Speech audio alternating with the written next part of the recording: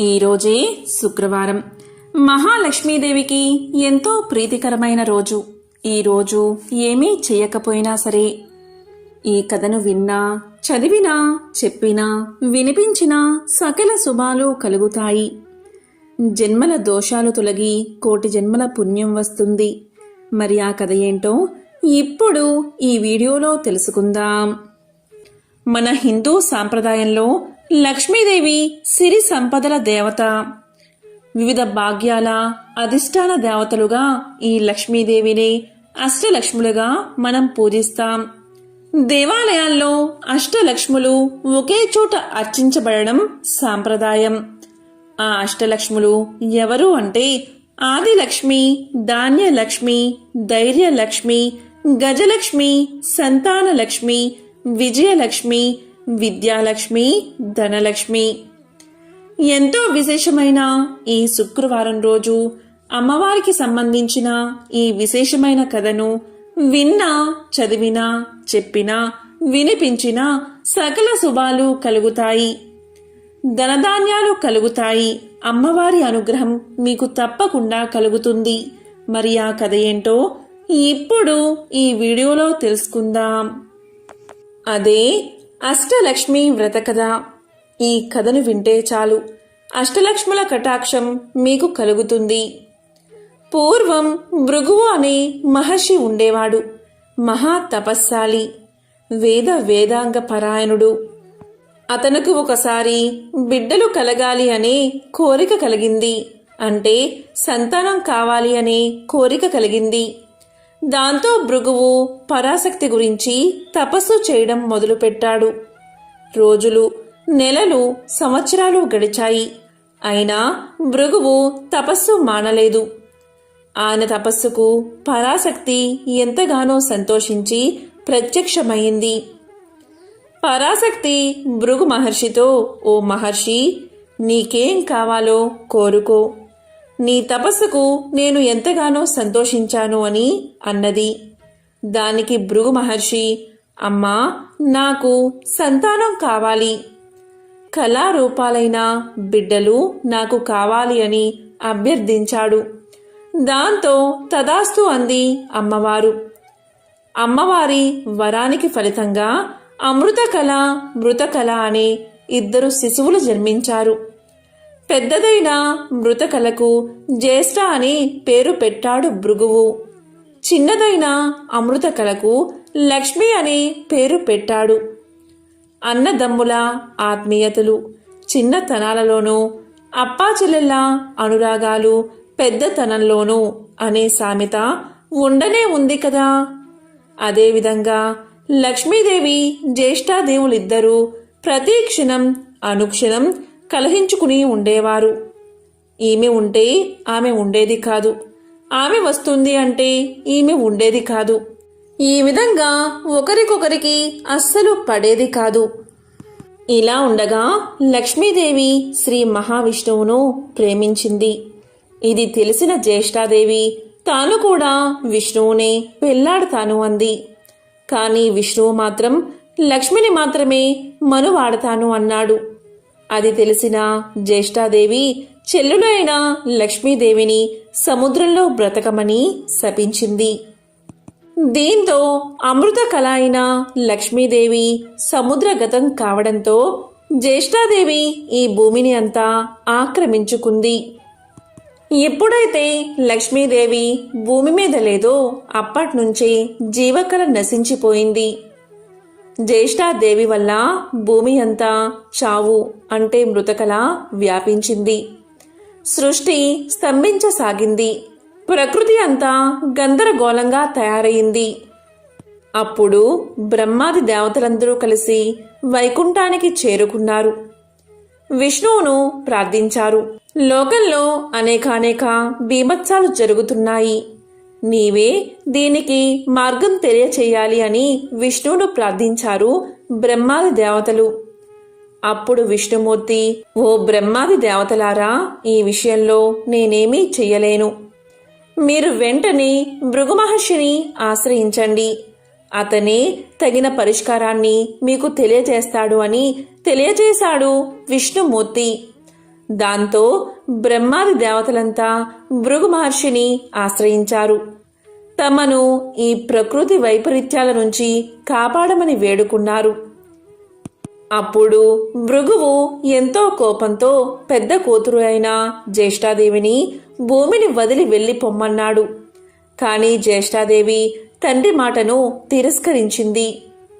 విష్ణువుకు భూమి అంటే ప్రేమ కాబట్టి భూమిని వదలను అంది. భూమి మీద తనకు ప్రత్యేక స్థలం చూపించమంది. దీంతో భృగువు విష్ణువును సలహా అడిగాడు. అప్పుడు విష్ణుమూర్తి పూత కాపులేని వృక్షజాతిని జ్యేష్ఠాపరం చెయ్యమని సలహా ఇచ్చాడు. అందుకు ఉదాహరణగా చేరువలోని రావి చెట్టును చూపించి దాని మొదట్లో కూర్చోమని చెప్పమన్నాడు. అప్పుడు భృగు మహర్షి అలాగే చేశాడు. అందుకు అంగీకరించింది జ్యేష్ఠాదేవి. రావి చెట్టు కిందకి చేరింది. అది మొదలు రావి చెట్టు ఎవ్వరూ తాకరానిదయ్యింది.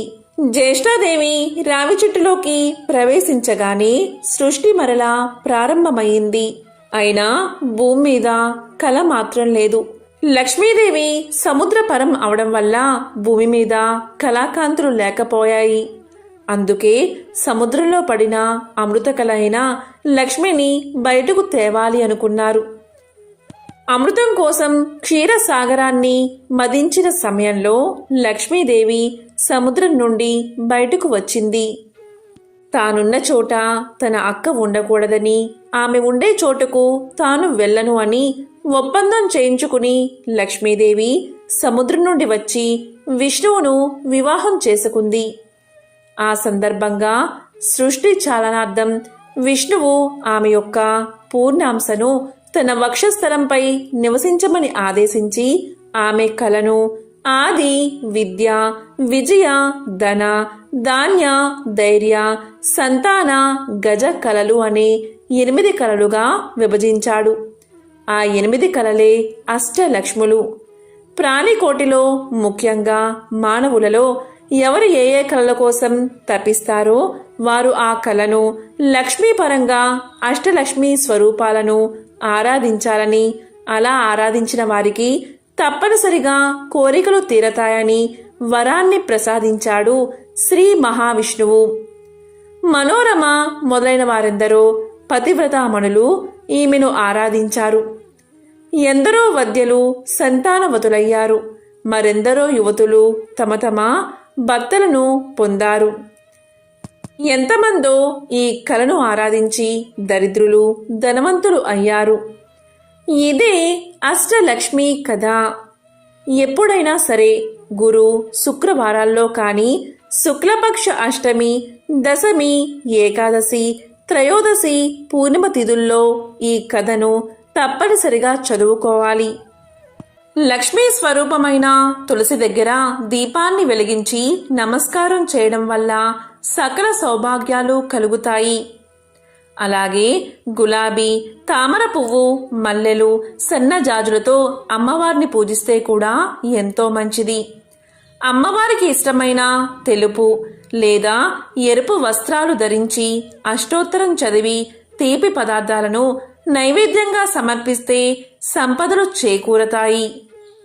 ఎంతో విశేషమైన పవిత్రమైన అష్టలక్ష్మి వ్రత కథను విన్నా, చదివినా, చెప్పినా, వినిపించినా సకల శుభాలు కలుగుతాయి. ఇక పరీక్షలు జరుగుతున్న సమయంలో విద్యాలక్ష్మికి సంబంధించిన ఈ కథను వింటే చాలు. అమ్మవారి అనుగ్రహం వల్ల పిల్లలు అభివృద్ధిలోకి వస్తారు. పరీక్షల్లో మంచి ఉత్తీర్ణత సాధిస్తారు. మరి ఆ కథ ఏంటో ఇప్పుడు ఈ వీడియోలో తెలుసుకుందాం.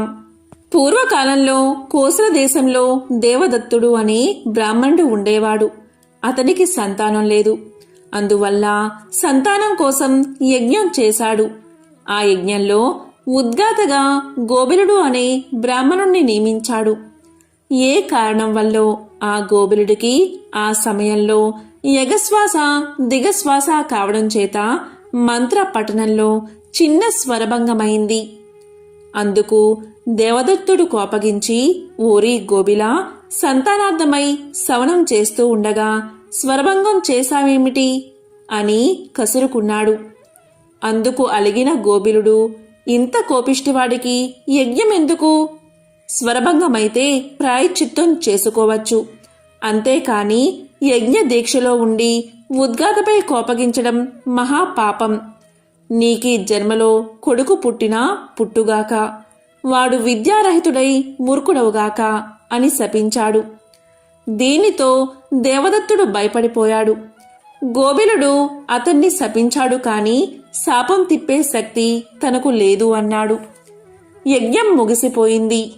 యజ్ఞఫలంగా దేవదత్తుడికి కొడుకు పుట్టాడు. వాడికి ఉతత్యుడు అనే పేరు పెట్టుకున్నాడు దేవదత్తుడు. కాని శాపం కారణంగా అతడు వట్టి మూర్ఖుడు, మూగవాడు అయిపోయాడు. మాట్లాడలేడు, చదువు అబ్బలేదు, ఏదీ అర్థం చేసుకోలేడు. విద్యలేని వారిని ఎవ్వరూ గౌరవించరు కదా, అందులోనూ బ్రాహ్మణులు అసలే గౌరవించరు. దేవదత్తుడు ఎంతగా ప్రయత్నించినా కొడుకును తీర్చిదిద్దుకోలేకపోవడం వల్ల విసుగు పుట్టి దేవదత్తుడు ఒక్కగానొక్క కొడుకుని ఇంటి నుండి తరిమేశాడు. అమాయకుడైన ఉతద్యుడు గంగా తీరం చేరి అక్కడ అడవిలో ఒక గుడిసె వేసుకుని ఏకాకిగా బతుకుతున్నాడు. చదువు రానందుకు, పుట్టకముందే శాపం పట్టినందుకు, అయినవారు తరిమేసినందుకు ఎంతగానో ఏడుస్తూ ఉన్నాడు. ఒకరోజు ఒక ఋషి ఆ గుడిసె వద్ద నుండి పోతూ లోనుండి వస్తున్న ఉతద్యుని రోదన ధ్వనికి ఆశ్చర్యపడి లోపలికి వెళ్లి అతన్ని పలకరించాడు. అప్పుడు ఉతత్యుడు తన కష్టాన్ని తెలుపుకున్నాడు ఋషికి. ఆ మాత్రానికి 2 గంటల కాలం పట్టింది. అతని స్థితికి ఋషి హృదయం కరిగింది. అతనికి ధైర్యం చెప్పి, నాయనా, విద్యాలక్ష్మిని పూజించు అన్నాడు. తనకేవీ తెలియదు అన్నాడు ఉతద్యుడు. అది నిజమే కదా, అందువల్లే ఆ ఋషి విద్యాలక్ష్మిని తనే ప్రార్థించాడు. ఈ అమాయకుణ్ణి అనుగ్రహించు అమ్మా అని వేడుకున్నాడు. ఉతద్యుడు ఓ ఓ అని ఏడుస్తున్నాడు. దానికి ఋషి, ఓయి, ఓ ఊ అని ఏడుస్తావెందుకు, ఏ ఏ అని ఏడు అని కసిరి వెళ్ళిపోయాడు. వెంటనే ఉతద్యుడు ఊ ఊ అండమ్మా అని ఏ ఏ అని ఏడవడం మొదలుపెట్టాడు. ఆ అమ్మవారి లీల అనంతం. ఎవరిని ఎలా అనుగ్రహిస్తుందో ఎవరికి తెలుసు? పరాశక్తి యొక్క ఏకాక్షర బీజమే ఏకారం. అది ఉతద్యుని ఏడుపులో అర్ధ బిందుమైనది. ఉతద్యుడు ఋషి ప్రోక్తమట్లు మనసులో విద్యాలక్ష్మిని తలుచుకుంటూ ఏడుస్తూనే ఉన్నాడు. కాలం దొర్లిపోతుంది. క్రమక్రమంగా అతనికి లోక విషయాలు ఎరుకపడసాగాయి. అతనిలో మేధ అభివృద్ధి సాగినది. అతని ఆలోచనలే పూజా సర్వస్వంగా, అతని కన్నీరే పాదాభిషేక ద్రవంగా, అతని ఓ ఏలే జపంగా స్వీకరించింది అమ్మవారు, విద్యాలక్ష్మి అమ్మవారు. కాని తన అభివృద్ధి కూడా అతనికి తెలిసి వచ్చేటట్లు లేదు. ఇలా ఉండగా ఒకరోజు ఒక దెబ్బతిన్న లేడీ రివ్వున వచ్చి ఉతద్యుని గుడిసెలో దాక్కుంది. అది చూశాడు ఉతద్యుడు. లేడీ పిల్లే కదా అని దాన్నేమీ చేయలేదు. తాను మాత్రం గుడిసె బయటకు వచ్చి కూర్చున్నాడు. అంతలోని ఒక వేటగాడు విల్లమ్ములతో అక్కడికి వచ్చాడు. వచ్చి ఉతద్యుణ్ణి చూసి, అయ్యా, బ్రాహ్మణ్లాగా ఉన్నావు. అసత్యమాడకూడదు సుమా, నీవు చెప్పింది సత్యమే అని నేను నమ్ముతాను. కాబట్టి నిజమే చెప్పు. నేను వేటాడిన లేడీ ఇటుగా వచ్చిందా? దాన్ని నువ్వు చూసావా? ఎటు వెళ్ళిందో, ఎక్కడికి వెళ్ళిందో సత్యాన్ని చెప్పు అన్నాడు. వేట లేకపోతే నా సంసారం ఆకలితో చనిపోతుంది అన్నాడు వేటగాడు. ఉతద్యుడు ధర్మ సంకటంలో పడ్డాడు. అబద్ధమాడకూడదు, నిజం చెప్తే లేడీ చనిపోతుంది, చెప్పకపోతే బోయవాని సంసారం పోతుంది అని బాధపడుతూ, ఇలాంటి సమస్య పరిష్కరించడానికి నాకు చదువు లేదు కదా అని లోపలే బాధపడుతూ ఉంటే శ్రీ విద్యాలక్ష్మి దయవల్ల టక్కున అతనికి ఒక శ్లోకం వచ్చింది. అప్పుడు అతను ఇలా అన్నాడు. యా పశ్యతి నా సా బ్రూతే, యా బ్రూతే సా నా పశ్యతి, ఆహో వ్యాధః స్వకారార్థీన్ కిం పృచ్చసి పునః పునః. ఓ బోయవాడా, దేనినైనా చూడగలిగిన వాడికి అంటే కన్నులకు మాట్లాడే శక్తి లేదు, మాట్లాడేదానికి అంటే నోటికి చూసే శక్తి లేదు. ఓ బోయవాడా, నేనేదో నా ధ్యానంలో ఉండగా నువ్వెందుకు నన్ను లేడు కోసం పదే పదే అడుగుతావు అని ఈ శ్లోకం అర్థం. తక్షణమే అదృశ్య దేవతలు సత్యం సత్యం అన్నారు. అతనికి సత్యవ్రతుడు అనే బిరుదు ఇచ్చారు. బోయవాడు అతనికి నమస్కారం చేసి వెళ్ళిపోయి అతని గురించి పట్టణంలో చెప్పసాగాడు. మరికొంత కాలానికి ఆ సత్యవ్రతుడే శ్రీ విద్యాలక్ష్మి కృపా కటాక్షాలచే మహాకవి అయ్యాడు. ఈ శ్రీ విద్యాలక్ష్మి యొక్క ప్రభావాన్ని ఎవరైతే చదువుతారో లేక వింటారో లేక వినిపిస్తారో వారికి ఆ అమ్మవారి యొక్క కటాక్షం తప్పకుండా కలుగుతుంది. పూర్వకాలంలో కృష్ణాపురంలో రామయ్య, సుశీల అనే దంపతులు ఉండేవారు. రామయ్యది వ్యవసాయ కుటుంబం. 2 కొడుకులు, 2 కుమార్తెలు. వాళ్ళు ఉన్న కొద్దిపాటి పొలాన్ని సాగు చేస్తూ దానిపై వచ్చే ఆదాయంతో ఆ కుటుంబాన్ని జీవిస్తున్నారు. పిల్లల వయసు పెరుగుతున్న కొద్దీ ఇంటి ఖర్చులు పెరగసాగాయి. మగపిల్లలిద్దరూ ఆశ్రమంలో చదువుకుంటున్నారు. ఆడపిల్లలు చిన్నవారు. ఆదాయం పెరగకపోవడంతో ఇల్లు గడవడం కష్టంగా ఉండేది. అలా అని ఏదైనా వ్యాపారం చేసి మరికొంత సొమ్ము సంపాదించుకుందామంటే రామయ్యకు ఏ వ్యాపారమూ రాదు. వచ్చే ఆ కొద్దిపాటి సొమ్ముతో ఎలాగో అలాగా నెట్టుకుంటూ వస్తున్నాడు. సుశీల ప్రతి నిత్యం క్రమం తప్పకుండా శ్రీ మహాలక్ష్మి యొక్క అష్టోత్తరాన్ని చదువుకునేది. అలాగే రామయ్య కూడా వీలైనప్పుడల్లా ఆ ఊరిలోని శ్రీమన్నారాయణ ఆలయానికి వెళ్లి స్వామిని, అమ్మవారిని దర్శనం చేసుకునేవాడు. రోజులు ఇలా గడుస్తూ ఉండగా ఒకనాడు వారింటికి ఒక దూరపు బంధువు వచ్చాడు. అతను వీరింట ఒకరోజు ఉండి తిరిగి వెళుతూ రామయ్యతో ఇలా అన్నాడు. రామయ్య, నిన్ను చూస్తే నాకు చాలా బాధగా ఉంది. ఈ గంపెడు సంసారాన్ని ఎలా నెట్టుకొస్తున్నావో కదా. ఇక నీ పిల్లలు పెద్దవారై వారికి యుక్త వయసు వచ్చాక వారి వివాహాలు ఎలా చేయగలుగుతావు నీవు? ఆ శుభకార్యాలు ఎలా చేయగలుగుతావు? నీ సంపాదన చూస్తే చాలా తక్కువగా ఉంది కదా. ఇల్లు గడవడమే చాలా కష్టంగా ఉంది నీకు. ఒక విషయం చెప్తాను, శ్రద్ధగా విను. మా ఊరి దగ్గర అష్టలక్ష్మి దేవాలయం ఉంది. అక్కడ శ్రీ మహాలక్ష్మీదేవి అష్టలక్ష్ములుగా వెలిసి భక్తుల చేత పూజలు అందుకుంటూ ఉంది. ఆ తల్లి మహిమాన్వితమైనదని ప్రజలందరి నమ్మకం. మీరిద్దరూ ఒకసారి మా ఊరు వచ్చి ఆ దేవాలయానికి వెళ్లి అష్టలక్ష్మిను దర్శించుకోండి. ఆ తల్లి అనుగ్రహంతో మీకు మంచి రోజులు వచ్చి జీవితం సుఖప్రదంగా గడుస్తుంది అన్నాడు. ఇది విని ఆ దంపతులు ఎంతో సంతోషించి త్వరలోనే తప్పకుండా వస్తామని చెప్పారు. ఆ బంధువు వారి వద్ద సెలవు తీసుకుని తన ఊరికి వెళ్లిపోయాడు. ఆ మరుసటి రోజు ఉదయం లేవగానే ఆ దంపతులిద్దరూ స్నానం చేసి పూజాగదిలో నుంచుని శ్రీ లక్ష్మీనారాయణలకు నమస్కారం చేశారు. అప్పుడు రామయ్య ఇలా అన్నాడు. స్వామి శ్రీమన్నారాయణ, ఆర్తజన రక్షకుడువు, ఆపద్ బాంధవుడు, నిన్ను నమ్మిన వారిని రక్షించే అమృతమూర్తివి.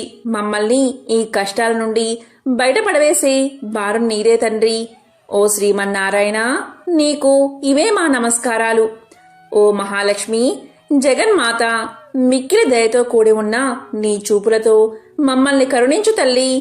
ఆశ్రయించిన వారిని ఎల్లవెల్లలా రక్షించే అమృతమూర్తివి నీవే. తల్లి, దయచేసి మా కుటుంబాన్ని కరుణించి నీ అనుగ్రహాన్ని ప్రసాదించు. ఓ తల్లి, వీలైనంత త్వరలోనే నీ దర్శనం చేసుకుంటాము. ఓ జగన్మాత, నీకివే మా నమస్కారాలు అని ప్రార్థించి ఆ దంపతులిద్దరూ 11 రూపాయలు పసుపు గుడ్డలో ముడుపు కట్టి పెట్టారు. సమస్త చరాచర విశ్వమంతా శ్రీ మహాలక్ష్మి స్వరూపమే.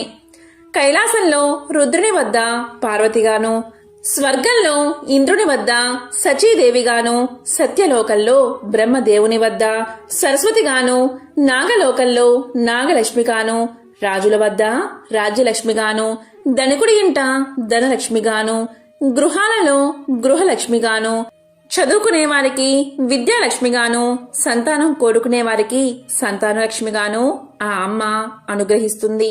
ఉన్నతి, విద్య, తేజస్సు, శక్తి అన్నీ కూడా ఆ మహాలక్ష్మి యొక్క అనుగ్రహంతోనే వస్తాయి. ఆ జగన్మాత ఎంతో దయా సముద్రురాలు. ఆమెను నమ్మి కొలిచేవారిని సర్వ ఐశ్వర్యాలతో, సర్వశుభాలతో అనుగ్రహిస్తుంది. మంచి ఆరోగ్యంతో ఉండడం కూడా ఐశ్వర్యమే. చక్కటి ఆరోగ్యాన్ని కూడా అనుగ్రహించేది ఆ శ్రీ మహాలక్ష్మియే. కొంతకాలానికి రామయ్య, సుశీల దంపతులు ముడుపు తీసుకుని అష్టలక్ష్మి దేవాలయం దర్శించుకోవడానికి బంధువుల ఊరికి బయలుదేరి వెళ్లారు. ఊరు చేరేసరికి సాయంకాలం అయ్యింది. రాత్రి బంధువుల ఇంట నిద్రించి ఉదయాన్నే నిత్య కృత్యాలు తీర్చుకుని అష్టలక్ష్మి దేవాలయానికి చేరుకున్నారు. సాక్షాత్తు శ్రీ మహాలక్ష్మికి నిలయమై ఉన్నందువల్ల ఆ ఆలయం ఎంతో సుందరంగా ఉంది. అద్భుతమైన ఆ దేవాలయ సౌందర్యం చూసి ఆ దంపతులిద్దరూ ఎంతో ఆనందపడ్డారు. సాక్షాత్తు లక్ష్మీదేవి అష్టలక్ష్ముల రూపంలో కొలువుతీరి ఉన్న ఆ దేవాలయం ఎంతో దివ్యమైన శోభను సంతరించుకోవడంలో ఆశ్చర్యమేముంది? శ్రీ లక్ష్మీనారాయణను ప్రార్థిస్తూ ఆ దంపతులు ఆలయంలోకి ప్రవేశించారు. ఆ రోజు ఆ జగన్మాత జన్మ నక్షత్రం కూడా కావడం చేత ఆలయమంతా ఎంతో దివ్యంగా అలంకరించబడి ఉంది. ఆలయ స్తంభాలకు అద్భుతమైన పుష్పాలు చక్కగా అలంకరించబడి ఉన్నాయి. మామిడి ఆకుల తోరణాలు ఎంతో చక్కని శోభను తీసుకువచ్చాయి. ఎటు చూసినా రంగురంగుల పుష్పాలతో ఆహ్లాదకరంగా కనిపిస్తూ ఉంది ఆ దేవాలయం. అందమైన పుష్పాలన్నీ శ్రీ మహాలక్ష్మి స్వరూపాలే. అందుకే పువ్వులను ఎప్పుడూ కూడా కాలితో తన్నరాదు, చేతితో నలపరాదు, పరిశుభ్రంగా లేని ప్రదేశాలలో వేయకూడదు. పుష్పం సాక్షాత్తు శ్రీ మహాలక్ష్మి స్వరూపం. అందుకే శ్రీమన్నారాయణుడికి పుష్పాలంకరణ అంటే చాలా ఇష్టం. ఎవరైతే తన్ను దివ్య పుష్పాలతో అలంకరిస్తారో వారి ఎడల ఆ స్వామి ఎంతో ప్రసన్నుడవుతాడు. ఆ ఆలయ అద్భుత శిల్పకళా సౌందర్యానికి రామయ్య, సుశీల దంపతులిద్దరూ ఎంతో మురిసిపోయారు. తనివి తీరా ఆనందాన్ని ఆస్వాదించారు. ఆలయ మండపంలో ఒక మహాపండితుడు శ్రీ మహాలక్ష్మి యొక్క వైభవాన్ని ఇలా వర్ణిస్తున్నాడు. ఓ భక్తజనులారా, ముల్లోకాలను ఎల్లవేళలా రక్షించే శ్రీ మహాలక్ష్మి బ్రహ్మదేవుని వద్ద సరస్వతిగాను, శ్రీమన్నారాయణుడి వద్ద శ్రీ మహాలక్ష్మిగాను, పరమేశ్వరుని వద్ద పార్వతిగాను బాసిల్లుతూ ఉంది.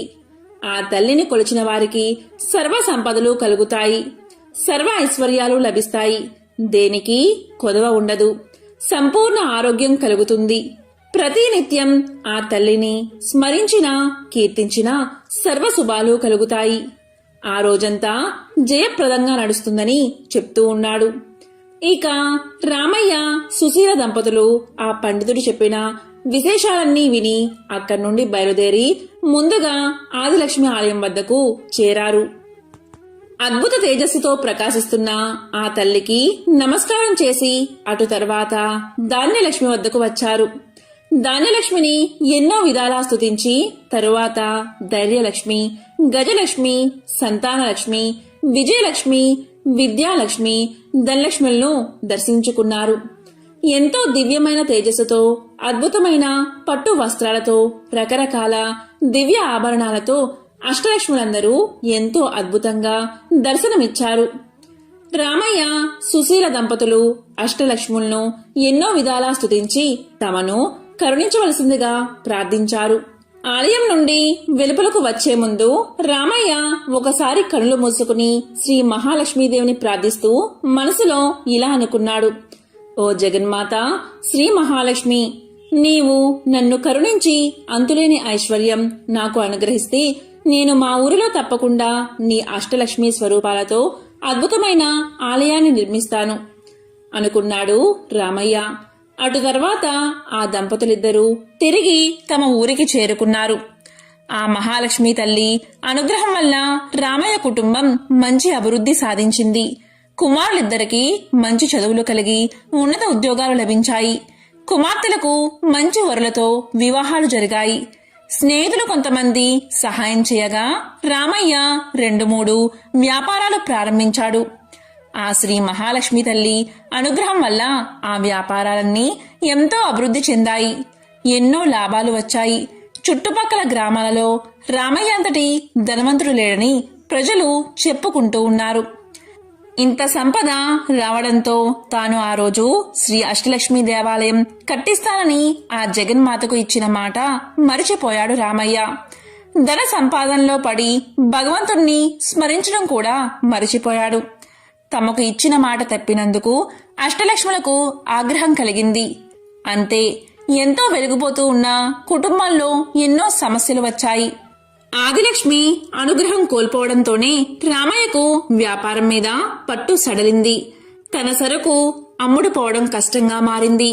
తాను ఎంత నాణ్యమైన సరుకు విక్రయించినా కొనేవారు లేక వ్యాపారం నష్టం రావడం మొదలైంది. వ్యాపారాలు ఇలా ఉండగా ధాన్యలక్ష్మి అనుగ్రహం కోల్పోవడంతో పంటలు సరిగ్గా పండలేదు. అకాల వర్షాలు వచ్చి అంతా నీటిలో కొట్టుకుపోయాయి. అటు వ్యాపారం సరిగ్గా లేక మంచి పంట కూడా చేతికి రాక రామయ్య నానా కష్టాలు పడ్డాడు. ఇదిలా ఉండగా ధైర్యలక్ష్మి కూడా ఆగ్రహించడం చేత అతనిలో ఇన్ని రోజుల నుండి ఉన్న ధైర్యం కూడా సన్నగిల్లింది. వ్యాపారం దెబ్బతిన్నప్పటికీ పంట కోల్పోయినప్పటికీ మరలా వచ్చే సంవత్సరం పుంజుకోవచ్చని అనుకున్నాడు. కాని ఎప్పుడైతే ధైర్యలక్ష్మి కూడా ఆగ్రహించిందో రామయ్య ధైర్యం మొత్తం కోల్పోయాడు. ఏ పని చేయలేకపోయాడు. ఏదో తెలియని నీరసం రామయ్యను ఆవహించింది. కొన్ని రోజులకు గజలక్ష్మికి కూడా రామయ్యపై ఆగ్రహం కలిగింది. అక్కడతో రామయ్య అప్పుల పాలయ్యాడు. తాను ఉన్న ఇంటిని కూడా తాకట్టు పెట్టవలసి వచ్చింది. ఆ విధంగా అష్టలక్ష్ములైన ఆదిలక్ష్మి, ధనలక్ష్మి, ధైర్యలక్ష్మి, గజలక్ష్మి, సంతానలక్ష్మి, విజయలక్ష్మి, విద్యాలక్ష్మి, ధాన్యలక్ష్మి ఆగ్రహానికి గురైన రామయ్య అనేక కష్టాల పాలయ్యాడు. చివరకు ఒకనాడు ఇల్లు కూడా అమ్మి అప్పులవారి పరమై ఒక అద్దె ఇంట్లో నివసించసాగాడు. ఎంతో వైభవంగా బతికిన ఆ ఊరిలో తాను ఎందుకు కొరగాని బికారిలాగా బతకవలసి వచ్చిందని రామయ్య ఎంతో చింతించాడు. ఇదంతా తన పూర్వజన్మ కర్మానుసారం జరిగింది తప్ప తాను అష్టలక్ష్ములకు ఇచ్చిన మాట నిలబెట్టుకోనందుకు ఇలా జరిగిందని గ్రహించలేకపోయాడు రామయ్య. కాలం ఈ విధంగా గడుస్తూ ఉండగా ఒకసారి ఆ ఊరికి ఒక సాధువు వచ్చాడు. అతను ఎంతో మహిమ గలవాడని, ఎవరి జాతకమైనా ఎంతో నిక్కచ్చిగా చెప్పగలడని ఊరంతా చెప్పుకున్నారు. ఆ మాట విన్న రామయ్య దంపతులు ఒకరోజు ఆ సాధువు వద్దకు వెళ్లి తమ పరిస్థితిని విన్నవించారు. వీరి మాటలన్నీ సావధానంగా విన్న ఆ సాధువు కళ్ళు మూసుకుని కొద్దిగా ధ్యానం చేసి ఏదో గుర్తించిన వాడై ఇలా తలచి రామయ్య దంపతులతో ఇలా పలికాడు. నాయనలారా, మహాలక్ష్మీదేవి యొక్క అనుగ్రహం కోల్పోవడం వల్లే మీకు ఈ గతి పట్టింది. నీవు ఒకసారి మీ బంధువుల ఊరు వెళ్ళినప్పుడు అక్కడ ఉన్న అష్టలక్ష్మి ఆలయానికి వెళ్లి ఆ తల్లులందరినీ దర్శించి వారికి ఒక అద్భుత ఆలయం మీ ఊరిలో కూడా కట్టిస్తానని మొక్కుకున్నావు. కానీ ఎంతో ధనం సంపాదించిన తర్వాత కూడా నీవు కాలక్రమేణా ఆ మాట మర్చిపోయావు. ఆ తల్లులందరూ నిన్ను అనుగ్రహించడం వల్లే నీవు వ్యాపారంలో ఎన్నో లాభాలను గడించావు. నీ పంటలన్నీ ఎంతో ఎక్కువ దిగుబడినిచ్చాయి. కాని నీవు ఈ విషయం గ్రహించగా ఆ అష్టలక్ష్ములను మర్చిపోవడం వల్ల అష్టలక్ష్ముల ఆగ్రహానికి గురయ్యావు. ఆడిన మాట తప్పడం వల్లే నీకు ఈ గతి పట్టిందని అన్నాడు. అప్పుడు రామయ్య ఆ సాధువుతో, స్వామి, ఇప్పుడు నాకు గుర్తుకు వచ్చింది. నేను మా ఊరిలో అష్టలక్ష్మి దేవాలయం కట్టిస్తానని అన్న మాట నిజమే. కాని నాకు ఐశ్వర్యం కలగగానే అహంకారంతో ఆ తల్లులకిచ్చిన మాటను మర్చిపోయాను. ఇప్పుడు ఉన్న పరిస్థితుల్లో నేను ఎలా తీర్చగలను? ఈ పరిస్థితి నుండి బయటపడితే ఈసారి తప్పకుండా నెరవేరుస్తాను. ఈ దుర్భర కష్టాల నుండి బయటపడి ఉపాయ మార్గం చెప్పి మమ్మల్ని అనుగ్రహించండి స్వామి అని ప్రాధేయపడ్డాడు. అప్పుడు ఆ సాధువు వారితో ఇలా అన్నాడు. ఓ దంపతులారా, మీరు ఆ దేవాలయానికి వెళ్లి అక్కడే 11 రోజులు పడుకుని రోజూ ఉదయాన్నే ఆలయ ఆవరణమంతా మీ చేతులతో శుభ్రం చేసి సేవించండి. అప్పుడు మీకు ఆ తల్లుల అనుగ్రహం కలిగి తిరిగి మీ పూర్వ వైభవం కలుగుతుంది అని చెప్పాడు. ఆ మాటలు విన్న రామయ్య దంపతులు అలాగే చేస్తామని చెప్పి ఆ సాధువుకు నమస్కారం చేసి అతని వద్ద సెలవు తీసుకుని తమ ఇంటికి తాము వెళ్లిపోయారు. రామయ్య దంపతులిద్దరూ మరుసటి రోజే బయలుదేరి ఆ ఊరికి అక్కడ ఆలయం పక్కన ఉన్న సత్రంలో బస చేశారు. ఆ ధర్మ సత్రంలోనే 11 రోజులు ఉండి రోజూ ఉదయాన్నే లేచి త్వరగా కాలకృత్యాలు తీర్చుకుని ఆలయ ప్రాంగణమంతా చీపురు తీసుకుని శుభ్రంగా తుడిచేవారు. అటు తర్వాత సుశీల మంచి మంచి ముగ్గులు పెట్టేది. ఆలయ ప్రాంగణంలో ఈ విధంగా ఆ అష్టలక్ష్ములను 11 రోజులు సేవించిన తర్వాత తిరిగి అమ్మవారి అనుగ్రహాన్ని పొందారు. అటు తర్వాత తమ ఊరికి వచ్చేశారు. ఆ మరుసటి రోజు ఎప్పుడో దేశాంతరాలు వెళ్లిన ఒక పాత స్నేహితుడు కలిసి రామయ్య పరిస్థితి తెలుసుకుని ఎంతో బాధపడి ఏదో ఒక వ్యాపారం ప్రారంభించాల్సిందిగా కొంత ధనం రామయ్యకు ఇచ్చాడు. ఇది ఆ మహాలక్ష్మి యొక్క అనుగ్రహం తప్ప మరొకటి కాదని ఆ దంపతులు అనుకున్నారు. ఆ జగన్మాత అనుగ్రహంతో కొద్ది రోజుల్లోనే వ్యాపారం ఎంతో అభివృద్ధి చెందింది. మరొక వ్యాపారం ప్రారంభించి దానిలోనూ ఎన్నో లాభాలు గడించారు. వచ్చిన సొమ్ముతో తిరిగి ఇల్లు కట్టుకున్నారు. 2 ఎకరాల పంట భూమి కూడా కొనుక్కున్నారు. ఆ అష్టలక్ష్ముల అనుగ్రహంతో ఆ సంవత్సరం పంటలు కూడా బాగా పండాయి. ఎంతో ఆదాయం లభించింది. 2 సంవత్సరాలలో పోగొట్టుకున్న దానికంటే ఎక్కువే సంపాదించారు. ఇక ఏమాత్రం ఆలస్యం చేయకూడదని తెలిసి పండితుల్ని పిలిచి అష్టలక్ష్ముల ఆలయ శంకుస్థాపన శుభముహూర్తాన్ని నిశ్చయించారు. శ్రీ మహాలక్ష్మీదేవి అనుగ్రహంతో ఆ ఆలయం కొద్ది కాలంలోనే ఎంతో అద్భుతంగా నిర్మితమైంది. చుట్టుపక్కల ఉన్న ఊళ్ళల్లో ఎంతో దివ్యమైన ఆలయం ఎక్కడా లేదనే పేరు వచ్చింది. రోజూ ఎంతో మంది భక్తులు వచ్చి అష్టలక్ష్ములను దర్శించి ఆనందపడి వెళ్లేవారు. ఇక రామయ్య దంపతులు బతికి ఉన్నంతకాలం సుఖంగా జీవించి చివరకు మోక్షాన్ని పొందారు. శ్రీ మహాలక్ష్మీదేవిని నమ్మి కొలిచేవారికి ఎటువంటి కష్టాలు దరిచేరవు, సర్వ సౌభాగ్యాలు కలుగుతాయి. కాబట్టి శ్రీ మహాలక్ష్మి మహత్యంలోని ఈ కథను ఎవరైతే వింటారో వారికి ఆ లక్ష్మీదేవి యొక్క అనుగ్రహం తప్పకుండా కలుగుతుంది. చేసే ప్రతి పనిలో విజయం కలుగుతుంది. ఆర్థిక ఇబ్బందులు తొలగి అష్ట ఐశ్వర్యాలు కలుగుతాయి. ఓం శ్రీ మహాలక్ష్మియే నమః.